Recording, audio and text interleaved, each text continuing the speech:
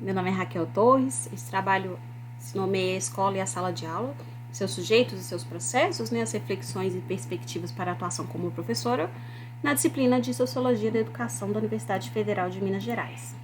Comecemos com a questão da sociedade. Vamos falar um pouquinho agora do contexto da sociedade perante o processo educacional. E aí vemos claramente a falta de interesse dos alunos na escola. E essa falta de interesse, de acordo com Rezende e Belisário, estão diretamente conectadas aos meios sociais a quais esses alunos convivem. Né? Então, as histórias particulares também, né, envolvidas externamente, né? A questão da socialização, do ambiente familiar e das próprias práticas e políticas escolares. Né? Temos a questão do nível socioeconômico, que interfere diretamente no processo de ensino-aprendizagem. Um aluno com fome ou que trabalha o dia inteiro e depois vai para a escola à noite não vai ter o mesmo rendimento de um aluno que vai de manhã para a escola com lanche em casa e vai de escolar para a escola. Né? Temos a questão também, principalmente, do efeito escola-professor, né? Efeito escola e efeito professor, que são a combinação dessas práticas, né, de aprendizagem. Cada uma delas isoladamente, de acordo com Rodrigues, 2017, influencia na busca desses efeitos positivos no processo de aprendizagem dos alunos, né? Então, o nível socioeconômico influencia, o contexto influencia, as características de cada turma também. Então, o professor ele influencia diretamente no efeito escola e no efeito aluno, no processo de ensino e aprendizagem dos alunos. Temos, por fim, a questão do uso do celular, sociedade em sala de aula. Rezende e Belisário, no trabalho, no artigo, eles relatam o uso desses aparelhos tecnológicos no processo de ensino e aprendizagem, na sala de aula, na prática. E aí ressalta-se que em Minas Gerais temos uma lei de 2002, né, que foi atualizada em 2018, que disciplina o uso desses aparelhos telefônicos em ambientes educacionais, como bibliotecas, salas de aula, teatros, cinemas, etc. Vamos agora para a nossa próxima questão, que é a questão dos sujeitos. Quem são esses sujeitos envolvidos no processo escolar? Esses sujeitos são os pais, os alunos, a sociedade e os professores, né? Ressaltamos 5 pontos. O primeiro é as atitudes das crianças e dos jovens diante da escola. E aí, quando pensamos nessas atitudes, Rezende e Belisário apontam principalmente que desde a década de 60, as crianças e os jovens têm esse desejo de prosseguir ou não nos seus estudos, né? E essa questão está diretamente ligada ao que esse estudo, o que esse processo de ensino e aprendizagem vai fornecer para ele como sujeito. Quais são as chances, né? A questão da mobilidade social. Então, assim, é a questão de se analisar, né, esses desejos e esses gostos pela escola. Temos também Nogueira, né, 2000 e 2002, que tem o exemplo dos pais na formação dos filhos. Ele relata principalmente uma pesquisa citada por Rezende e Belisário, né, do Nogueira, com relação aos professores universitários. Então, temos um paralelo entre esses filhos de professores universitários e entre os filhos de empresários. Enquanto os filhos de professores universitários veem na escola, né, o valor como aquisição de conhecimento e como a construção do seu futuro percurso acadêmico, esses filhos de empresários veem na escola alimentar, né, o seu conhecimento com relação ao mundo dos negócios, para fomentar os conhecimentos para que eles desenvolvam futuramente o seu trabalho na empresa de seus pais. Então, nesse caso, esse conhecimento, esse processo de aprendizagem acadêmico não interessa para os filhos de empresários. Temos também a mobilização para ir à escola. Né? Com relação à mobilização para ir à escola, o Rezende e Belisário, né, citam o Charlot, por exemplo, quando o Charlot identifica que para alguns alunos a escola não faz sentido, sabe? Porque eles são mobilizados com relação a outros fatores, como alimentação, como qualidade de vida, sabe? Como meios básicos de subsistência e sobrevivência, como problemas pessoais, como questões trabalhistas, sabe? De sobrevivência, de trabalhar para ter que colocar comida em casa. Então a escola é vista em segundo plano, ela não é prioridade, né? Temos também a questão dos atores sociais. Esses atores sociais, né, que ficam inseridos, né, nesse ambiente escolar são os alunos, os professores, os funcionários, né, e eles trazem consigo todo o seu conhecimento, né, anterior e prévio, mas também trazem os aparelhos eletrônicos e celulares de suas casas. Qualquer sala de aula, atualmente, os alunos vão estar lá com seus smartphones conectados à internet durante o tempo de fala do professor na sala de aula. Então, temos que analisar como isso interfere positivamente e negativamente no processo de ensino e aprendizagem. E aí vemos para o ponto 5, que é o uso das tecnologias. Vamos analisar mais para frente os usos dessas tecnologias. Lembrando que tem uma pesquisa TIC Domicílios 2017, citada por Rezende Belisário, que relata que 92% dos brasileiros, dos entrevistados na pesquisa, relatam que tem pelo menos um aparelho celular em casa. Vamos então para o ponto de abordagem essencial, que é a escola. A escola é esse ambiente voltado e exclusivo para o uso voltado, o foco dela é o processo de ensino e aprendizagem. E com relação à escola, tem uma citação do Charlot, que ele relata que ele distingue, na verdade, a mobilização na escola e a mobilização em relação à escola. Então, essa mobilização na escola é um investimento no estudo, que os pais fazem nos filhos, que a sociedade faz da escola, que o Estado e a União faz no ambiente escolar. E a mobilização em relação à escola é um investimento no próprio fator escolar. Então, é o sentido de se ir à escola e de se aprender na escola. E aí, com relação à escola, trazemos alguns pontos a serem considerados. Por exemplo, a escassez de recursos, presentes atualmente em várias das escolas. Mas, ao mesmo tempo, vamos fazer uma observação que, embora essa frequente escassez de recursos, Rezende e Belisário, em 2019, também revelam que cada vez mais as escolas são equipadas com internet, Smart TV, Data Show, entre outros fatores.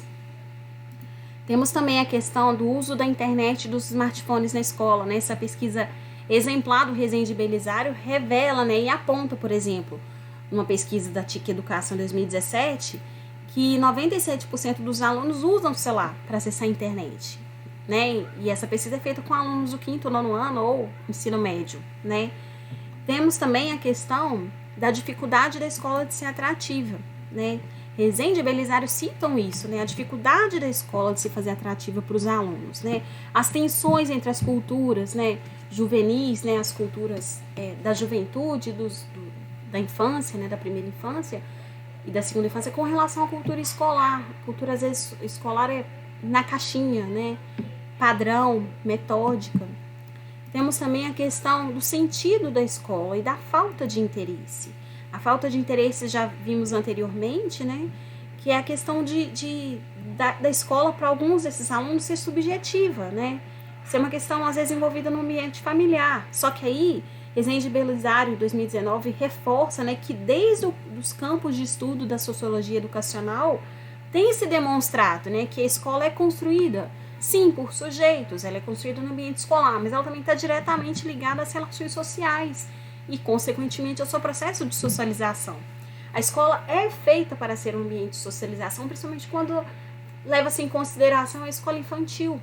Os pais mandam os seus filhos para a escola infantil exatamente para socializar com outros alunos.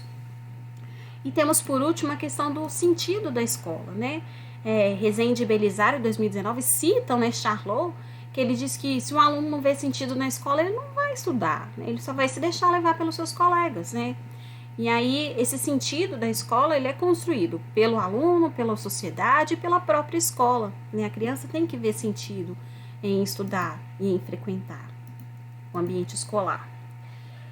E o ambiente escolar está diretamente ligado à sala de aula, que é o que falaremos agora. A questão da sala de aula e de sua importância. A questão da sala de aula e o espaço da sala de aula.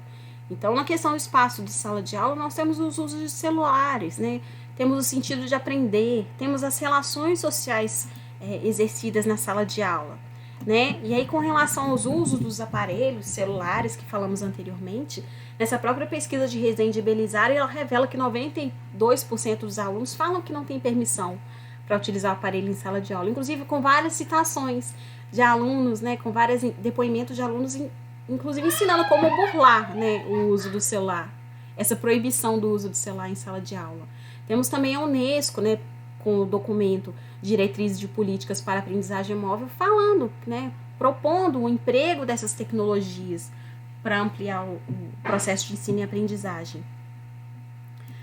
Temos também as relações sociais, né? O sentido Rezende e Belisário, citando o Pernod, 95, fala que o sentido constrói-se, né? Ele não é dado, né?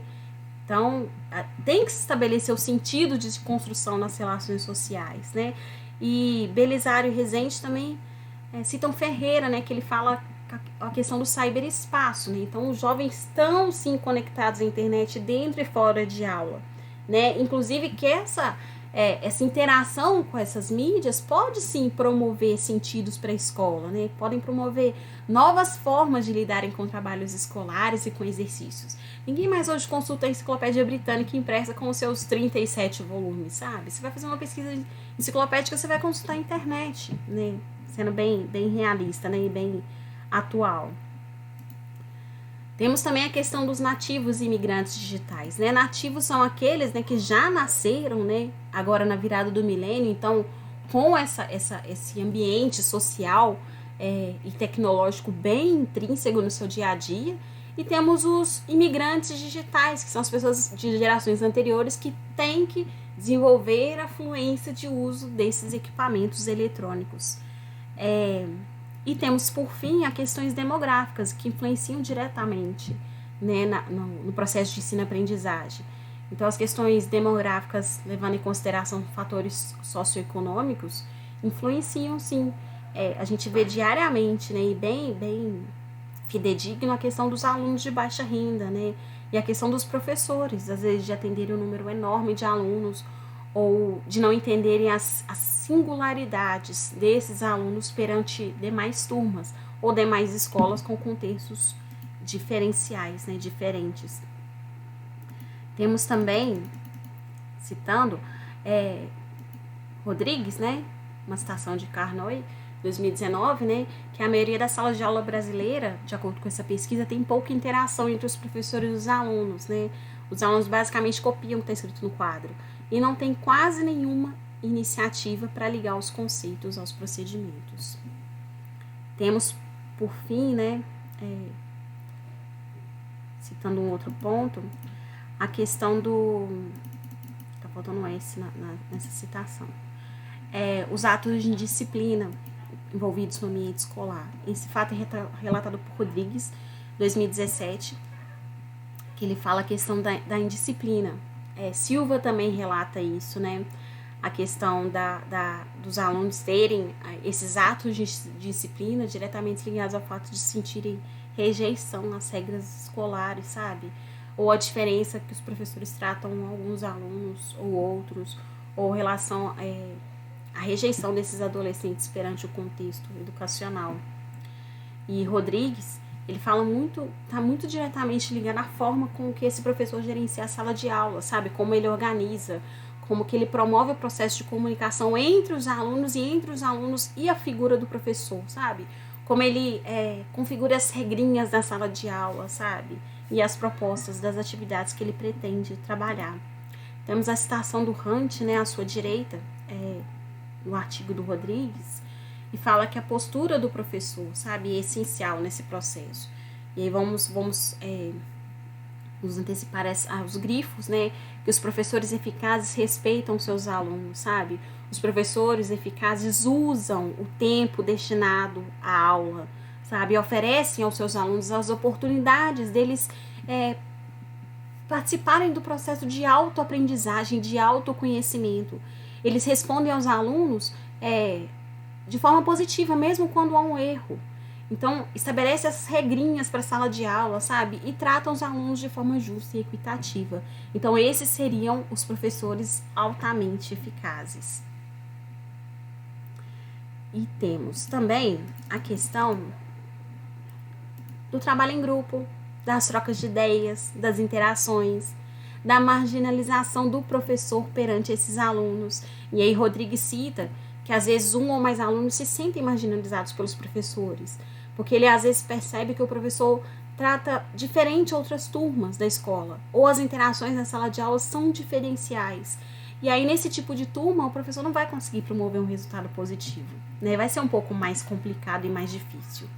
E aí você tem um planejamento de aula, né? Na sala de aula isso é essencial. né? Tem as execuções das tarefas, né? A divisão dos trabalhos, a organização dos trabalhos em grupos, as trocas de ideias. Rodrigues cita muito esses pontos como estratégias para serem adotadas na sala de aula. E aí a questão do contexto bem estruturado, né? O uso dos livros didáticos, das apostilas e das demais ferramentas de uso tecnológico também que ele pode utilizar de acordo com o objetivo da aula. Também ele cita a dificuldade de compreensão pelos alunos, né? Nem todo aluno absorve o conhecimento da mesma forma, né? Às vezes ele já tem uma deficiência das matérias anteriores e aí quando a aula vai, né? Quando os anos vão ocorrendo, o processo de ensino vira uma bola de neve, porque se ele não aprendeu a matéria lá no começo, agora ele não consegue assimilar. Então, cabe ao professor fazer, às vezes, a revisão desse conteúdo, revisar os pontos que devem ser discutidos, né? Para promover essa construção de sentidos, né? Rezende Belisário relata que, às vezes, os jovens, né, e as crianças veem a escola como um trabalho forçado, que ele tem que ficar lá por 10 anos. Então, assim, eles de acordo com a citação do lado, eles investem nesse trabalho escolar por medo, por causa da nota, né? Por desejo de agradar o professor, por inércia, por acomodação, por interesse pelos saberes, quem sabe, né? E temos todas essas questões. E por fim, vamos ressaltar o filme Escritores da Liberdade, né? Com a Hilary Swank, que é um filme de 2007, baseado no best-seller, né? Que se chama The Freedom White Diaries, da Erin Grow, e que ele relata reúne, né, alguns relatos dos professores dos alunos. É um filme que fala bem como o professor, na sala de aula, pode promover, sim, estratégias que visem fomentar o processo de ensino e aprendizagem, levando em conta as desigualdades sociais, a falta de equidade entre diferentes escolas, o contexto socioeconômico em que seus alunos estão inseridos, lembrando que esse filme lida exatamente com jovens, né, estudantes de classe de baixa renda, que possuem uma série de dificuldades, lidam com fatores externos, como drogas, prostituição, violência. Então, esses contextos extraescolares afetam diretamente o processo de ensino e aprendizagem.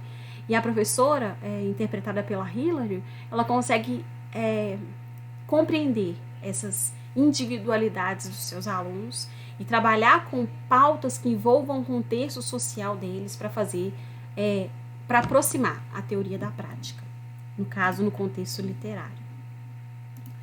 Temos um outro ponto essencial, vamos ressaltar a professora, né, de Escritores da Liberdade.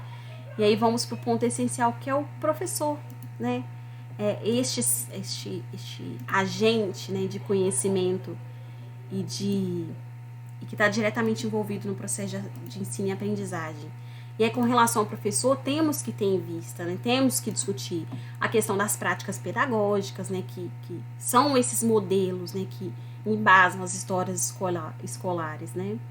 Temos também o processo de formação continuada. O professor tem que desenvolver essas práticas e essas formações sempre, porque essa falta de formação alegada, né, vinculada à prática, pode trazer graves consequências ao processo de ensino e aprendizagem, como cita Rodrigues 2017.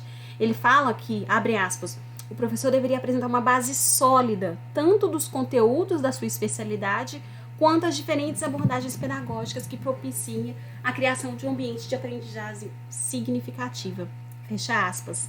Então, Rodrigues relata que, assim, essa formação inicial do professor às vezes é precária e é desconectada da realidade social e das demandas das redes públicas escolares. Então, ele tem que fomentar, né, essa formação continuada para se ter respostas para os seus alunos na sala de aula. Temos também a questão da negociação, né, do smartphone, né, na sala de aula, a citação pedagógica e a negociação. Então, com relação à situação pedagógica, né, o professor, o educador, ele tem que negociar, né, isso com os alunos. Rezende Belisário cita isso em 2019, que essa negociação pode ser um acordo verbal, um acordo não verbal, mas que faça aquele combinado na sala de aula, né, para ajustar o conteúdo da situação didática à realidade, às culturas, às pormenoridades dos alunos. Com relação a esses combinados, né, com relação ao uso dos smartphones, dos recursos tecnológicos, a questão não é proibir, como cita Rezende Belisário, né? E sim negociar, suscitar estratégias para promover essas interações entre os alunos e os professores na sala de aula. Com relação às dificuldades, né, o efeito escola-professor já citado anteriormente, né, os professores, óbvio, estão diretamente ligados a várias desigualdades salariais, questão de valorização profissional, né, e todos esses fatos acabam não intencionalmente, mas afetam o processo de ensino e aprendizagem na sala de aula. Esses impactos, né? E aí o professor, ele tem, né, algumas dificuldades, entre elas os salários, a falta de incentivo, a falta de regulamentação em algumas profissões. Temos também 3 citações, né, que falam com relação à prática pedagógica, né? A de Rodrigues, a de Silva e a de Silva também. A primeira fala da dissociação, né, dissociação entre a formação e a prática, como já citei anteriormente. A de Silva fala que alguns docentes conseguem driblar, né, esses condicionamentos impostos pela escola, e aí eles conseguem, às vezes, fomentar o processo educacional e reduzir as desigualdades, né, que às vezes permanecem na sala de aula. E Silva também relata que, com relação à indisciplina na sala de aula, né, que os professores, nas suas aulas, tendem a atuar significativamente, né, sobre a conduta dos alunos, né, e eles podem construir fatores inibidores, fatores agravantes, podem agravar a indisciplina na sala de aula. Então o professor tem que ter esse jogo de cintura realmente para promover a equidez, né, na sala de aula. Com relação ainda ao professor, né, uma citação de Rodrigues, ele cita que temos que fazer algumas perguntas, né, com relação aos professores serem, às vezes, levados da escola para ir para as secretarias de educação, ou dos municípios, ou do estado, né? E isso, será que é um ponto positivo ou será que é negativo? Né? Às vezes é melhor manter esse professor que tem um know-how tão grande na sala de aula, sabe? E às vezes utilizar ele como referência para esses novos professores que vão entrar, sabe?